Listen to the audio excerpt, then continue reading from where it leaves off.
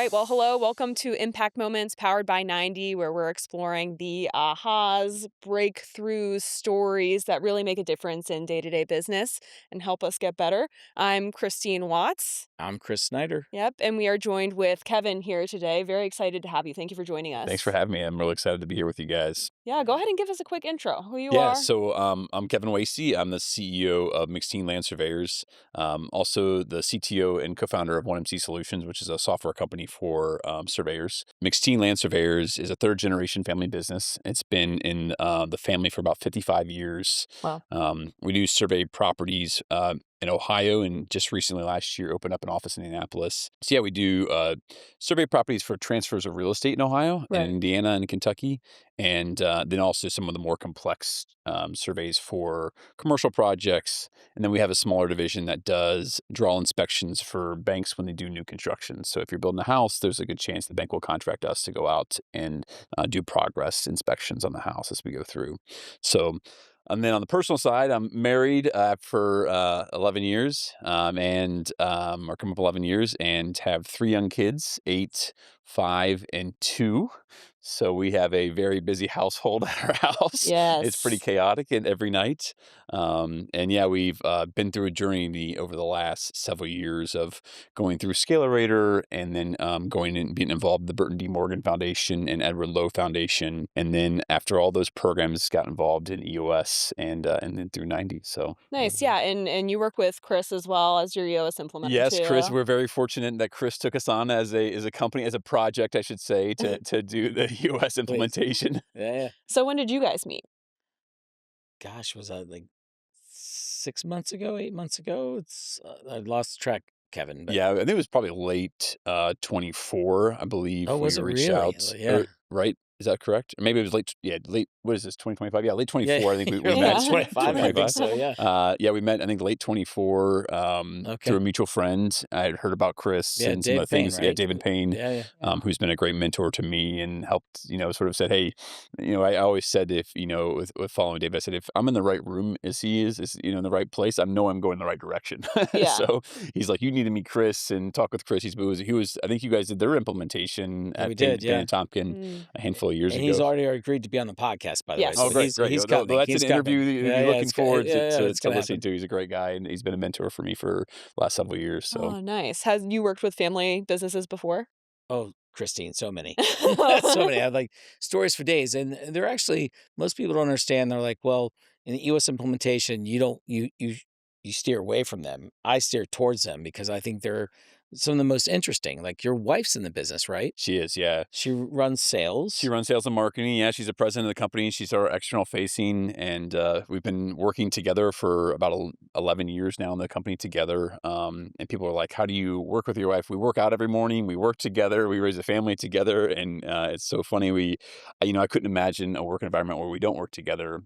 And even people are like, "Oh, don't you get tired?" I said, "Actually, I don't really see her much during the week. She's out in Right. sales. She's in marketing." I said, "We see each other on the leadership team on Tuesdays, and then we try to and then at the end of the night we'll be like, oh, did you hear about so and so, and did you have so and so?" So Yeah. it's a lot of fun to work with her and be part. And you can bring issues coming home at night. You're not just bringing issues to your spouse that they have no idea what you're talking about. You're able to have those conversations. So it's a lot of fun being able to work with her every day. That's awesome. Well, I was just talking to Kris earlier today because we have worked together. I've Mhm. worked at Yep, Pull 90 down throughout your you company, did. and joining those calls, you can just tell like you guys have a really great culture. Is there anything that you do to really like foster that very, I feel like, healthy, positive work environment? Everybody felt like it was shared camaraderie around solving the right problems and getting to the root of things. Yeah, I think that came from the generation before us. So my wife's parents were both in the business, and her mom was a CEO, I think, for about 24 years or so. And really, when we joined in 2015 or so, she had this amazing culture where she knew every employee's name, she knew all the kids, she knew all the environments. And so when we joined the business, we joined both at very entry level positions. So I was in the field doing surveys every day. I was going back to school to learn about surveying, and I Yeah. was able to watch that culture being and happening every single day. And so when we looked at, like, we both came from very large corporations. So we had lived in the UK for a while. We lived in Houston, Texas for a while, working for big oil and gas companies. Yeah. And so we knew what a 30 and 90,000 company looked like, right? It was like a lot of red tape and this culture that wasn't really there. So when we came and said, hey, we want to start a business, we said we really want to pour into our employees, right? Like we're making an impact in their lives. Mm. And so when we start and when we purchase a company and we purchase into McSteen, we want to make sure that was a focus for us. It was like we want to know the employees, we want to lead them, put them in a good direction. So that's been a huge focus on us, and I will tell you over the last 10 years we've not gotten it right a lot of the time. Yeah. But more recently, I think with EOS and getting everybody on the same page, Yeah. we can tell that culture has really shifted. And I think it was a lot of key hires, of course, bringing in one of our HR, our director of people now, Mm. has made a big impact too. So there's been a lot of good pieces that we put in place over the last couple of years, that has sort of enforced. That's what we're all about, the people, right? We're people first. Yeah.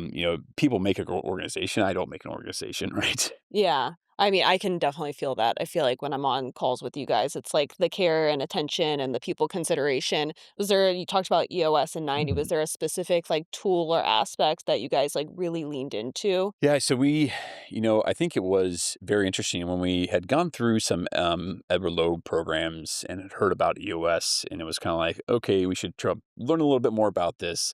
So my COO and I went through a program, the Visionary Integrator program through Edward Lowe, and it was so funny. Everybody in the program that went through this thing, you rate yourself as you're going through this, and everybody's like a 57 and a 59 or something like that. And we Yeah. were like a 20 and an 80, like we were the farthest apart in the whole entire group. And Wow. we're just like, okay, we have some things to get on the same Yeah. page on. We weren't having same page meetings. And so that's when we really noticed, like, okay, let's just try EOS between the two of us. And so we used Notion. We kind of built our own sort of tracking platform to use. And then we just saw over a very short time period how much we came together. We did another evaluation about a few months later and was like 50 and 55 or something. Like we were getting really close together over a short period of time. It's like, okay, this system works. We need to put this out to the whole entire leadership team. And so we were trying to do it ourselves. And, you try that, let's try to hack it together type of thing. You're a small business. And then quickly learn like, okay, if we're going to be serious about this, we need to get into a platform. So when we met with Kris and did the implementation, it's another software platform, 90. And when everybody was a little bit hesitant of, okay, we just got into Notion and everybody learning this. Yeah. Well, Yeah. is 90 One going to more be another thing. one Yeah. more thing? Exactly. But I think as a team has gotten into 90, it's now like this incredible platform that everybody in the whole entire company can log into and see. And it's still being rolled out, I think, Sure. multi-company wide, but it's really allowed. It's just a platform that has allowed everybody to be in alignment, and that's been a key part of our success so far. So one of my impact moments, and Kevin, I'm going to tell the story. You got to help me out here, but was with Molly, and I think we were in the focus day, maybe vision building day one. We're talking about like running meetings, Mhm. and I'm like, now we're going to take from level 10 meeting, and we're going to like push to the departments. And she runs sales, and she's like, well, I have 5 people. I don't need a weekly meeting because I meet with all the 5 people all the time. Mhm. And I'm like, what if you didn't? Right.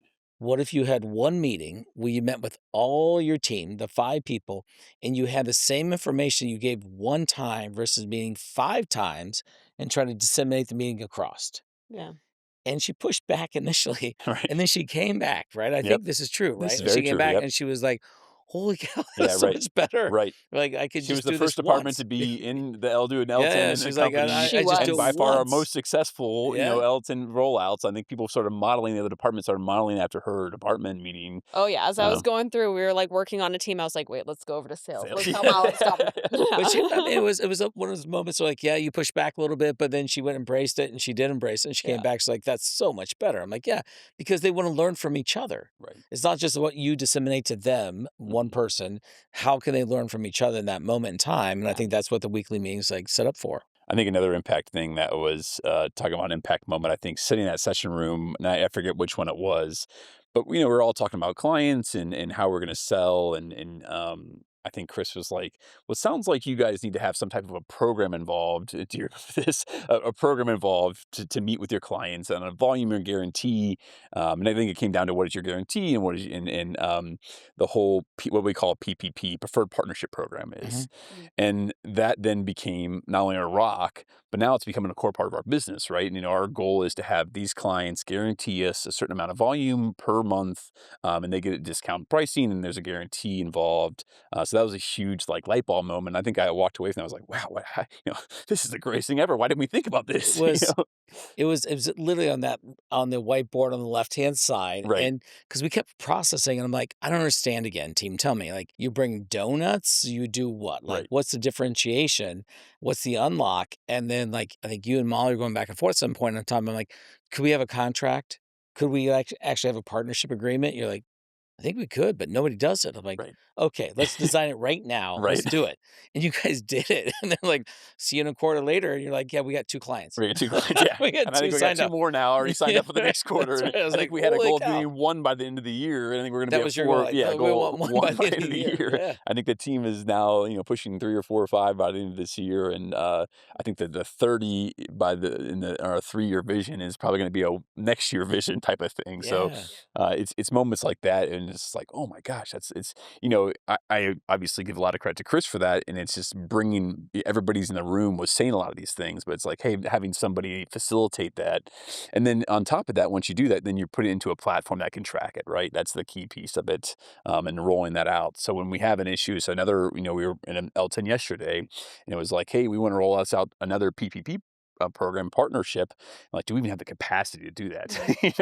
We're selling these things so fast. Do we have the capacity to support this additional volume? So, it's moments like that that it gets really exciting, and you can really like a light bulb moment came on for I think everybody in the team for that. Yeah, now you've got a great problem to solve. Yes, exactly. Right. Yeah. Right now, now it's up to our COO Marine to say, "Hey, we need to go higher," and we've made it's like it's funny, and talk a little bit about a little bit of history because, coming into McSteen, we were probably 30. I think Molly and I were 32 and 33 employees, Mhm. and we think we had in the previous generation had just started covering all 88 counties. They had a big thing about covering all 88 counties in the state of Ohio, so we had just covered Ohio and had employees across the state, Yeah. um, and it was we were working in the business, so it was out in the field every day. It was drafting, it was in the business.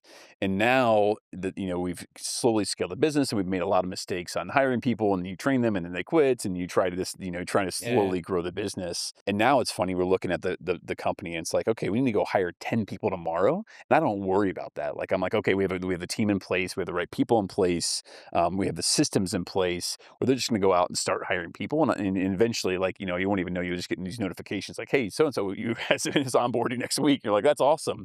So it's really incredible that as we grew the business, and I think that's been a big realization for me.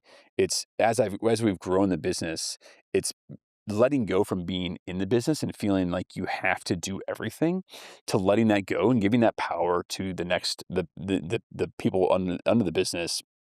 And when we gave that power to them, how much they took it and excelled. And they did it 10 times better than we ever did, right? Like, we'd hire these people and we think they're great people, and then they would leave, and you're like, oh, what happened? You're like, well, I'm not very good at hiring people. I'm a terrible Right. interviewer. Like, I think our HR person's like, tell us the message you want to be, your voice to be heard in that meeting, but like, don't actually interview anybody.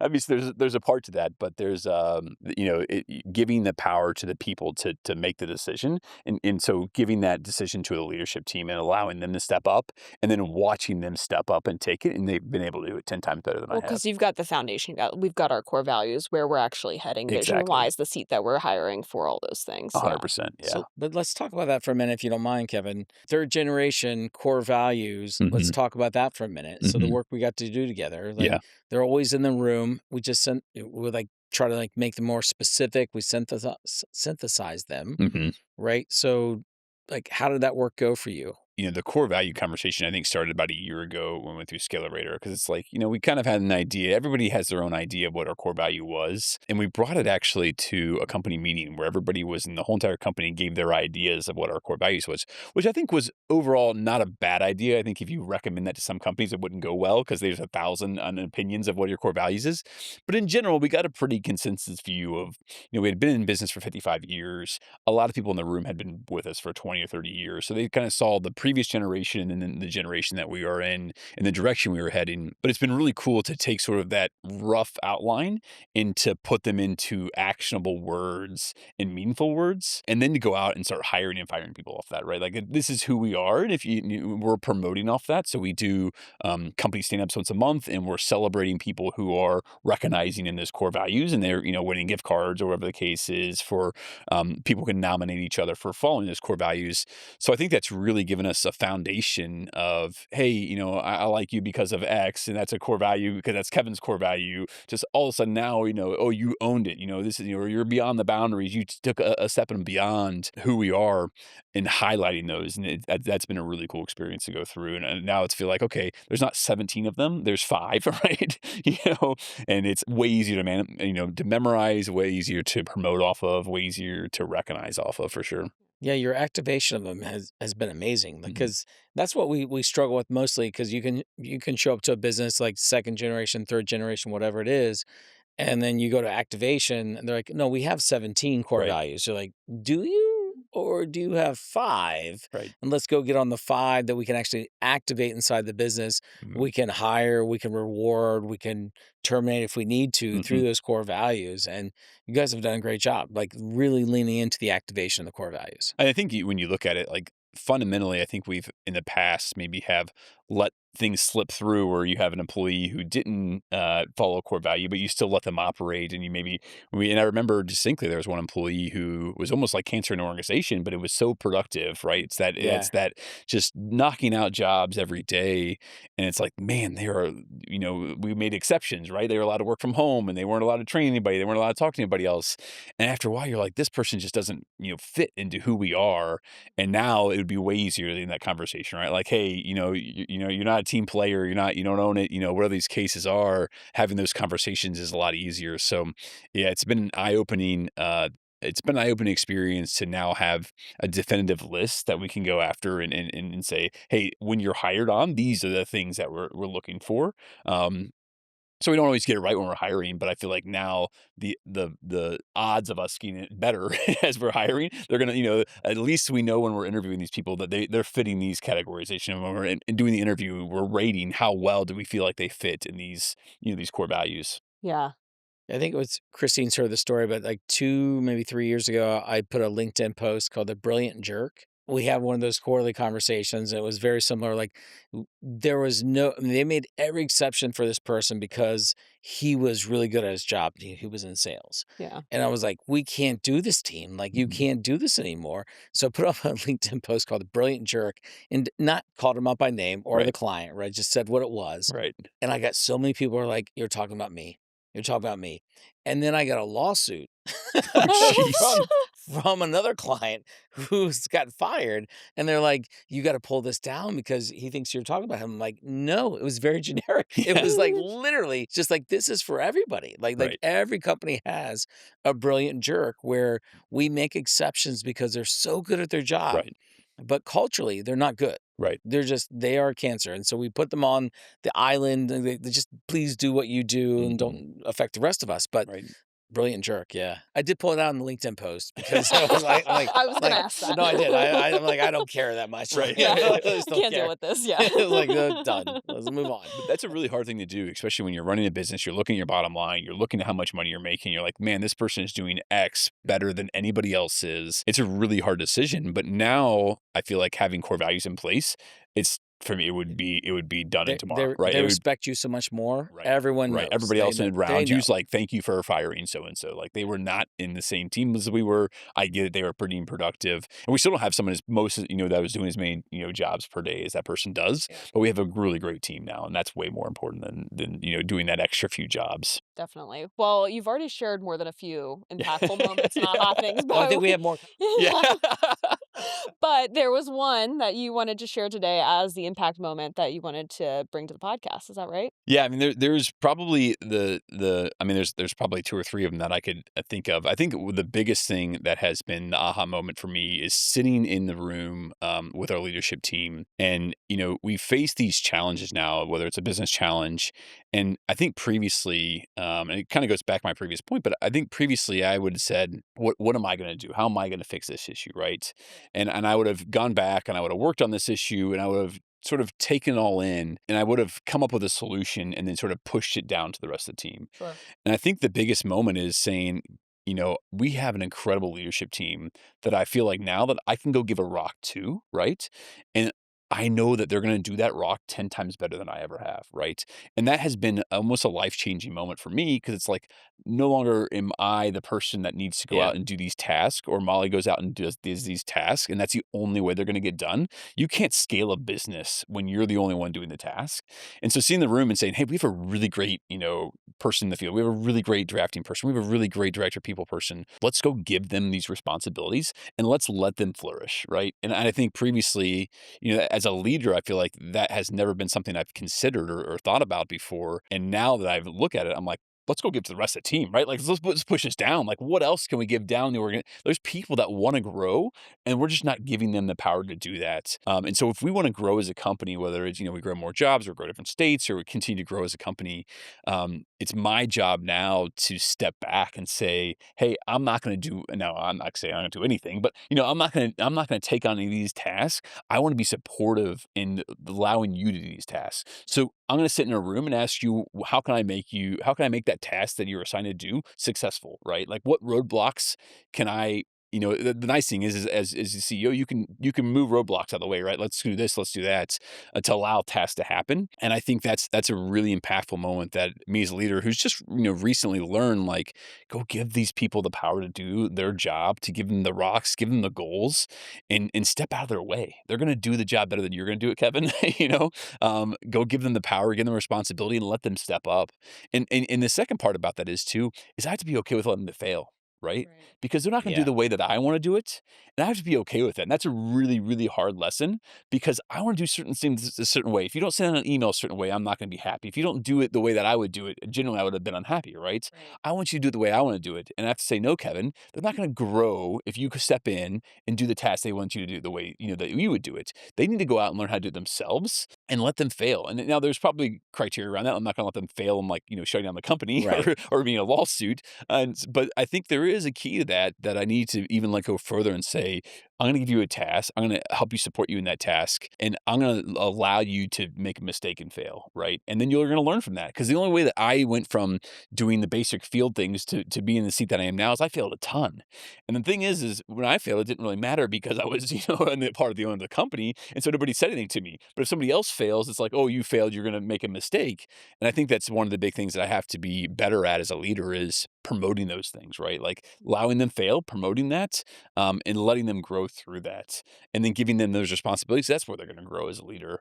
So I think that recognition, that unlock of Kevin, stop trying to take on everything yourself. You're not good at a lot of things. You're not good at most things, really. um, Go give those responsibilities to the people on your team. Allow them to step up to take that. Allow them to be okay with them not doing it the way that you're going to do it, Yeah. and allow them to fail on that. And if I can continue that, and the team can continue to do that, I feel like that's where we can continue to really grow and scale the business. What do you think your primary blocker was before like EOS powered by 90 and your systems in place? Like what was the blocker to like allowing you to delegate and give up more of that to the team? I think it's probably several things. I think when I was pre 90 and pre platforms, it was really like I would give somebody a task to do it and I had no idea where the status of that task is. And Right. to this day I'm a huge believer, whether it's whether you're doing EOS, you're doing any type of system. I think one of the biggest powers of 90, besides the meetings and some of the other pieces, is just having that a trackable, accountable actions in front of Yeah. everybody, The right? Like visibility, it's just the yeah. visibility of what's going on in the organization. I am completely happy with another department handling issues that I know nothing about because it's really easy for me to look and say, this department's dealing with these issues and they're handling it, right? I don't need to go in there and be involved in that. So without a system like that, it's really hard to delegate tasks to, because it's like, oh, I told you, I gave you this task and you didn't do it. Where are we at in this thing? And it was just like this constant thing. It's like, what, I'm just going to take it on. I can do it myself. I can do it faster. I can do it better. I can do it the way I want to do it. And so when that didn't happen, now it's like, okay, go do this task. I can see that your name is on this task. There's a due date on this task. You have milestones under this task, right? Like I know what's going on in the organization, and it allows me to step out and say, Kevin, you don't have to go do these things, right? Like you go do the things that you like to do, which is I love to dream about. I love to bring ideas to the organization. I love to bring terrible ideas to the organization, great ideas to the organization, and it's up to the Yeah. Yeah. team to filter out what's good and what's bad. So without a system like that, it's really hard to delegate those tasks, and you end up, I think, reverting back to just doing it yourselves, and then that's where you just get stunted in growth. Well, Christine and I actually had a moment, I think it was yesterday, where we're like, doesn't somebody have a rock for that? And then we went into the system and we looked for the rock. We found the rock. It was our CEO's rock. Yeah. Right. And then we went through their milestones like, okay, we're good. Yeah. Yeah. Like, because Like, now we it's know. there. Right. Right. Yeah. But otherwise, in that moment in time, we're like, I think that somebody said they were going to do that, but Right. are they going to do it? And does it make sense to us? Mhm. And so you go from that, like, I now need to inspect the work, Mhm. but I don't need to know the work. Right. And if I can see the work, I'm good, right? And then we can walk away again. Otherwise, that story runs in your head again and again and again. It takes energy and effort until you have to go do something different. Right. And I think for my unlock is like moving in the business to on the business. 100%. And you have like, I've seen you move from in and all the time to being on it. Mhm. And that's a huge unlock. And that's what the company needs you to do. Right. And I think that's ultimately what it goes back to. I think I was interviewed Burton D. Morgan. I said, "What is the greatest quote you've had?" And really, my mother-in-law said, the CEO of McSteen, Debbie, um, she said, "Kevin, you need to learn," and this was very early on, how to work on the business, not in the business. And at the time, I was like, "I don't really know what that means. I'm just going to Right. go do survey work. I'm just going to go out in the Yeah. field. I'm going Next to survey up. yeah, Let's next go. survey, let's go." And I think in the last year, I've learned what that means. Right? Like I can now work on the business and let the business grow, and not necessarily be in the production. And generally, when I get involved in the production, something goes wrong. Like I should I cause more issues in the production of getting surveys out the door than I am helpful on. So just in that training, and I think that goes down to delegate, elevate right criteria. If I'm delegating tasks down, I'm freeing up and I'm not working in the business per se, and Yeah. I'm allowing myself to go out and say, hey, this is the next big thing, and what can we bring in? And I think my CEO gets tired because I'm like, we need to go do this. This is the next big thing. Like, let's go do it. And they're like, Like okay, right you now. told me that last week too. Like there was 3 different ideas, and I love it too. And she's way more detail focused. She's like, we have only so many employees, we have so much money. You can't just go chase after all these shiny objects. I'll take these things, I'll note them down, and we'll go after one of these things over the next 6 months. And I have to be okay with that too, right? Like I have to say like, okay, that's fine. Like I understand. Like not all my ideas are great. I think they're all great, which is why I come up with them. That's why That's why they're you're yours. telling That's why I'm everyone. telling everybody about them. The But best. I know they're not all great. I know they're not all going to happen. But just having that ability to say, hey, they're captured. We're going to go after a few of these things, and that makes me happy for sure. Have you seen a ripple effect, like, from the employee perspective or, like, clients or, like, anything like that from this, like, increased level of delegation and trust? Definitely from the employee's perspective. Yeah. I think from the client perspective, probably Molly's a better person to ask too, because even we were just at an event last week, and everybody was just like, "Man, you guys have such a great organization, right?" And they're from the outside; they don't get it. We have 0 clients come to our office, right? We're 100% going to their office and going out to events and putting on continuing education courses for them. But there's nobody else in the industry doing that work, right? So it's like you have a surveyor coming to talk about surveys, and they're like, well, that's weird. Like normally surveyors are out in the field and doing work, and you see that with a lot of our competitors, right? Like the CEOs out in the field doing survey work and not working on and not going out and teaching courses. So I definitely feel like the employees are way more bought into the process. With the help of you guys' the implementation process, they're excited to get on board, and we're creating new positions in the company where they're like, hey, the accountability chart now, it's like I can see where the next seat is for me, right? We posted a new job, and we had all these people internally apply to this job. Oh, So awesome. that's where I want to be, and this is where I want to grow in the That's great. company. Yeah. So it's really cool to see. So I definitely think internally, and it'll be really fun. We have our annual with Kris, and then we have our annual company meeting, Mhm. and it'll kind of be like that big aha moment for the company where we go out and tell our vision, tell our story, and then I'm really looking forward to that. I think here coming up in a few months. It's one of those moments when we do the focus day and we're like, hey, team, can you see 3 months, 6 months, 12 months out? Let's build the accountability chart for that. And then I go, blow your mind. We're going to build an accountability chart for 3 years. And no one's like, no, we're not. We're not going to do any of that right now. I'm like, I know we're not going to do it today. I'm just saying that's to come. Right. And you guys are in that moment. For Like sure. at the annual, we're going to like lean into that 100%. 3 year accountability chart because now we have it. We have the foundation for what we can do 3, 6, 12 months. Mhm. Now we should go lean out to that 3 year scenario because that's how people see their path. Right. And they want to see a path. They just do. Hmm. You could say they're entry level positions, but they still want to see a path. They want to know where do I go from here? It's funny too. I was at an Edward Lowe, which is a foundation up in Michigan. They have 4,000 acres, and they have a retreat about nothing where you go up to this 4,000 acre property and they give you nothing to do. It's like you just go out and there's no cell service there. So you Yeah. just go out in the woods and you think, right? And they have all these different spots over the land just to ponder and think about it. And so I wrote out like, what is our 3-year plan? I could write down how many employees, what's our revenue, like all these different things. But until you actually bring that back, it's one of those things where the CEO goes off and he comes back. It's like, okay, so we're going to do, team, let's go do it. But having the whole leadership team be bought into like, hey, we actually need to go hire, 20 more people in these different roles. And these are the responsibilities that we need to have. So I'm really looking forward to, taking that next step and actually bringing that into an accountability chart aspect. All right. Well, I'm going to wrap up and say I have time for maybe 2 lightning round All questions. We'll see. right. Some So more stories. yeah, I know. We could do this for days, Christine. I know. All right. So my first one is I think obviously like with McSteen with everything, like Mhm. you've created a great culture, very successful. I am curious about your biggest fuck up. Like when's something that went wrong that was really hard? You didn't know if you were going to make your way out of it.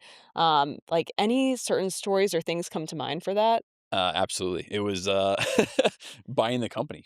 Oh There we yeah, go. It really? Yeah. was.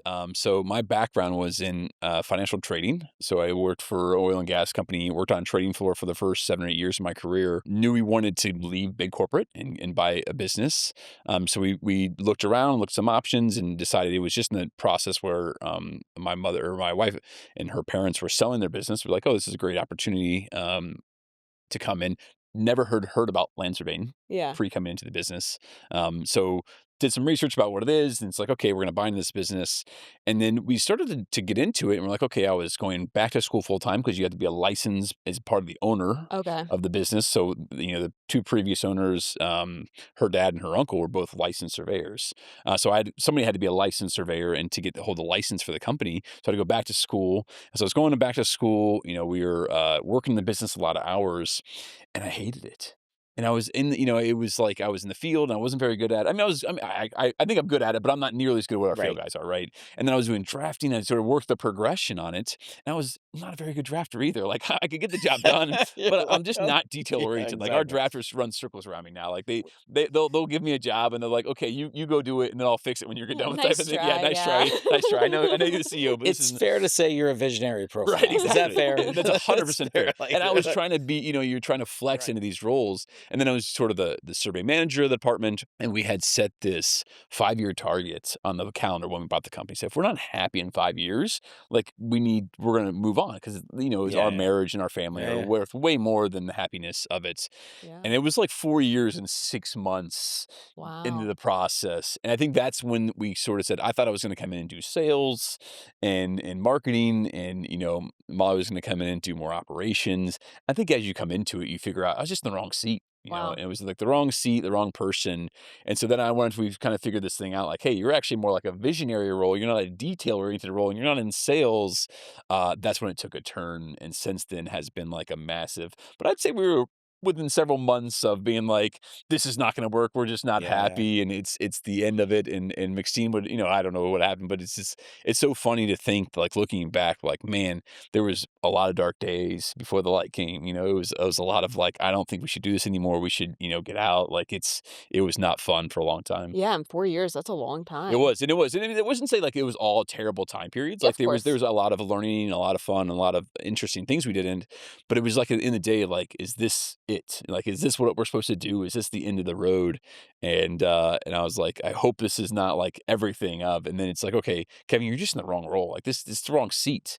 And you like put me in the right seat. Now I'm like, you can ask my wife. She's like, you're the happiest I've ever seen you. Yeah. Like you love your job. I was like, I do love my job, and it's allowed me to go do other things and really lean into that position for sure. Well, I think EOS and Dan Sullivan and their unique abilities, like find the seat, right, that works for you, and then everything works. Right. Mhm. But until then, and we've had this somewhat even with me, Kevin, like I'm terrible at follow through. Like I don't even apologize for it anymore. I'm like, yeah, didn't do it. Right. I'm sorry. Yeah, I'm right. sorry. Like, That's why CEOs shouldn't have rocks, right? do we have a better Visionaries. mechanism?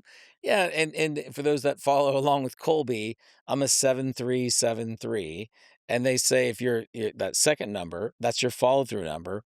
You should have like that. Take that number, divide it in half. That's how many rocks you should have.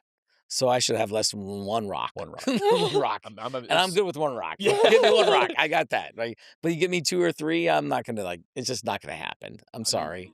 I'm in the same boat. Like last quarter, I think I had 3 rocks, and one of them was successful, and the other 2 were like, those are going into to-dos, and then, like, we'll eventually get them done, Kevin, because I Right. now have passed it off to somebody else. Like this quarter, I got 1 rock, and it's going to get done. Like I'm Right. good. I can do Done. that. I can handle that. In milestones, like if I have milestones in Christine's rock and she reminds me, I'm Yeah. great. Yeah, right. Don't give Right. me Right. more than those 2 rocks. All of the integrators at home are screaming. I'm sure they are like, no. All right. Well, my last question is, what are you watching, reading, listening to just like learn, grow personally, professionally? Like, what's your go-to right now? I think I was interviewed and asked how many books I've read so far this year. And I think, they say you're supposed to read like fiction and nonfiction. And I'm like completely against that. I just read like the next. I think Kris I will do tell too. you, Yeah. like, I go from the next thing, the next thing, the next thing. It's the next best thing. And then I talked to my CEO. She's like, you just recommended the book last month to me about how I have to read this book. So I think I've read like 16 books so far this year, and they all been in the productivity, whether it's deep work with Cal Newport. Exactly. whether Your it's- time management whether right time now. Like, you're management, going deep. huge believer in sleep optimization, fitness, sleep. You have to show up to be your best person every day. Yeah. Especially if people are looking to you in the organization, right? You're not there to get your job done. You're there to tell stories, just tell the vision. And so you can't show up to work being really tired, being really hungover, not feeling good. You need to show up in a really good version. So that's it's getting good amount of sleep, and it's getting good deep sleep, and that's work. Getting your workouts in, getting that feeling good. Your body has to feel good. So I think that's been a big improvement we've made this year. Started doing blood tests, vitamins, and working out, and sleeping, and tracking all these things to try to optimize that aspect of it. And then another thing that I've really leaned into recently is really finding that flow state of work, right? So I've hired an EA who's been fantastic, and she's like, from now on, like you have blocks of meetings, and they're only going to be in the afternoon, because we recognize that's when you are the least effective, right? Between like 1 to 4 p.m., like I am terrible at doing tasks. But between 8 to 1, we are going to give you sessions to just do deep work, and I'm going to block anybody from ever coming in your office, right? And so I'm going to block time. You're going to put your headphones on, and that has really unlocked a significant amount. So it's like finding where I can come in, no distractions. I will turn off all the notifications on my phone and my computer, and just knock out some task. And so I think the sleep out, and that sort of goes like, if you slept well, you're eating well, you're working out, you're showing up to work well, and then you're hitting deep sessions. That has been a huge unlock for me so far this year. And there's a ton of books: Why We Sleep, Deep Work. I'm in the process of reading, I think, How to Scale Up, I think it is the book I'm reading. But it's like, it's every new productivity book I've read, Atomic Habits, look down the lines, right? If there's a new book, or if I hear of a new book, I'm constantly writing them down and listening to them. So I would say that I think most people in leadership don't talk about sleeping and eating and showing up to work correctly. They're talking about what kind of productivity hacks you can have. It's like you can't get to those hacks or those lessons unless you're showing up well rested, well fed, the right nutrition, all those aspects. So I'm feeling better, I'm sleeping better, I'm working better, and I'm focusing better for sure. Yeah, body feels good, mind feels good. Exactly. Get more done. So those are probably the most things that I'm reading, learning about right now. But yeah, I'm constantly looking for the next book, and then I'm like, hey, you should go read this book tomorrow. People around me like, okay, you've recommended 10 books. They all can't be amazing, right? You're so excited to share. That is. I am. Let me tell you. Yeah, let me tell you about this new book I just finished. You have to read it tomorrow. Yeah. Those are probably the biggest things I've been reading and listening to lately. Awesome. Well, thank you so much for joining us. This was a great conversation. So appreciate it. Awesome. And I think Thanks that's for going to having wrap up our impact moments. Lots of ahas shared. Yes. Kevin, it's okay if people reach out to you? Is that Absolutely. right? Yeah. I'm on LinkedIn. Pretty active there. You can email us as well too. Now that I have someone helping out with email management, manage them. But I'm on LinkedIn all the time, posting different things for sure. Great. Yeah. Awesome. Touch base with Kevin and follow along on our socials to keep watching more.